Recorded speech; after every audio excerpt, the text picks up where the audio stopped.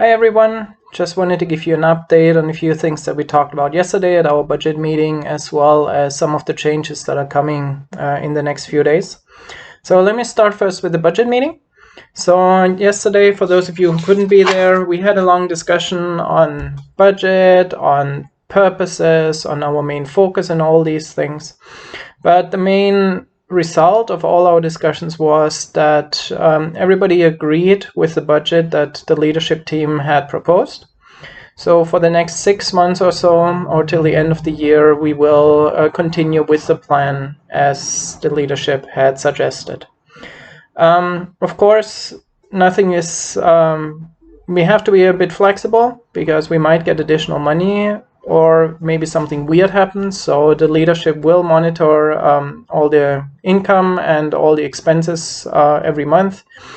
And so if the money is if we suddenly have less money or something, then of course we will immediately inform the congregation and then decide again together what we should do next. If you have any questions on this, maybe if you couldn't attend yesterday and you have any questions on what those numbers meant, maybe you didn't understand the paper or some of the details or still have some suggestions, then please feel free to approach any of us at any time, and then we can have that conversation in an unofficial way with anyone who asks. Also, the annual meeting, as you know, we have to have a legal meeting every year. And according to our charter, that's in the last quarter, so between October and December of each year. And so we will try to have that a little bit earlier this year. The last couple of years, we always had it at the end of the year and November, early December, somewhere there. So this year, we will try to have it a little bit earlier, maybe in October or maybe in early November. And the goal is then really that by then we have a better picture of where we are financially, and then we can adjust again if there is a need. So the plan that we have right now is valid and is approved until that annual meeting, and then we can start the whole discussion again from the beginning and decide on the next steps together. Also, we kind of came, not by accident, but it kind of came, we kind of ran into the topic of what is our current focus. As you know, last year we said our current focus is InReach. It's strengthening our community relationships because of the things that kind of came up last year. And we didn't have time yesterday because it wasn't too late, but the question that came up was, is it still what is really helping us the most right now? The question was, are we satisfied? Have we improved? Are we still in the same spot that we have been last year? Have things gotten better? Are we satisfied with where things are at right now? Do we want to spend another 3-6 months or so focusing on this theme? Or are we able to say, well, that was our focus and we have taken significant steps and now it's time to focus on something else? Maybe outreach or maybe something completely different. And so that was a discussion that we kind of started yesterday, but we couldn't really finish it. And so we want to pick up that discussion again, and that's going to happen sometime in July. We are still waiting for some people's schedules in July, and we didn't want to make it totally short term and say like, okay, let's meet again tomorrow. So early July, we will propose another meeting, also online. Mainly for Nam, because he will not be here yet, but he really wants to be part of this discussion. So that will still be an online meeting. And then we will continue this discussion and we will focus on this very question. What is most important right now? What should be our thematic goal for the next 6 months, maybe till the end of the year? Should it still be our own relationships, or should we shift to another focus? So that's the question that is still in the room, and like I said, we will inform you early enough, and then we'll have a meeting in July where we'll discuss this very question. All right, so that was the meeting yesterday and the next steps financially and the focus of the church. As you know, this Sunday we will start a new series. We will focus on inner healing, and I won't give a big announcement today on that because that will be part of the message as well. How we are going to do that, what will be the focus of this sermon series, and how we're going to approach it.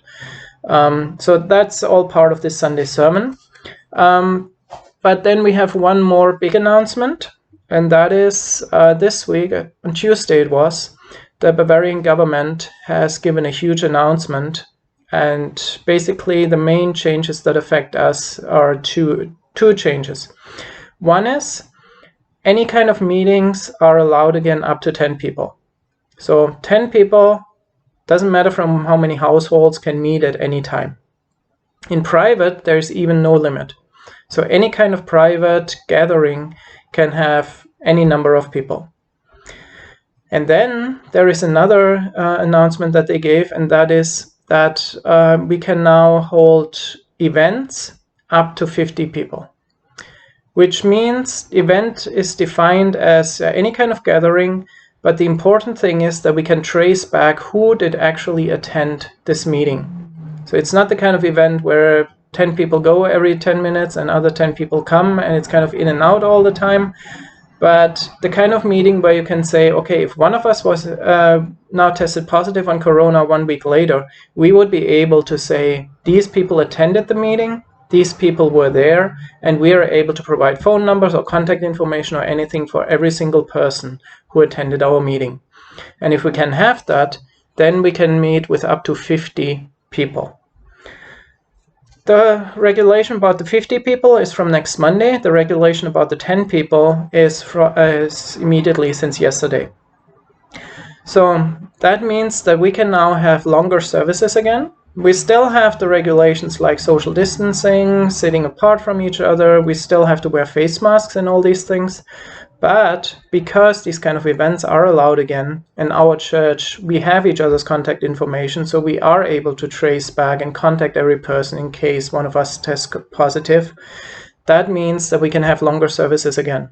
We are no longer bound by the 1 hour rule, but we can now say we have the ability to hold this as an event, and that's why we can also meet for as long as we want to. It also means that we can have our small group meeting again in person if we want to. And it also means that we can have Sunday school again and invite the kids to come each Sunday. So those are the things that we are legally allowed to do from next week. This week, nothing will change because it would be too sudden and too confusing if we now switch around our schedule and everything. So this week, we still do the usual thing. Tonight, Thursday night, is going to be the Bible study. Friday night, the ladies' fellowship. Sunday night is then going to be the guys' fellowship. So that's all still the same. But the question then is, what do we do next week? And I already mentioned this in the other video from last week. The question is really mainly the small group. I mean, service, we will still not have live worship, but we will have announcements again. We have longer worship again in fellowship, prayer time. So there we have more freedom compared to what we did so far. But the main question is really the small group. And I mentioned this last time. We could say we meet only in person. We cancel the online meetings and do something similar like what we did before Corona, that we say, okay, Friday night or whenever we meet in person, that's our small group. We could say we don't want to meet in person at all. We want to meet online because it reaches more people. Or we could say we want to do both. Maybe we have 2 small group meetings to meet the needs of different people. That would also be a possibility. Maybe there's yet another possibility that we haven't thought of. And maybe when you hear this, you think like, hey, I have even another idea of what we could do. So now we have the legal possibility again. Now the question is, what are we going to do? And how are we going to change or resume our small group and our gatherings? So I want to ask everyone to really think about it for the next few days. I will then reach out to everyone personally. I will then also seek to really talk with people personally on Sunday and ask you personally what you think and what would be good for you and all those kind of things. And then we'll see what everybody likes. So we want to make sure that everybody's needs are being met. And if that means we have several small groups, or if that means we meet only in person or only online, it doesn't really matter to us too much. To us.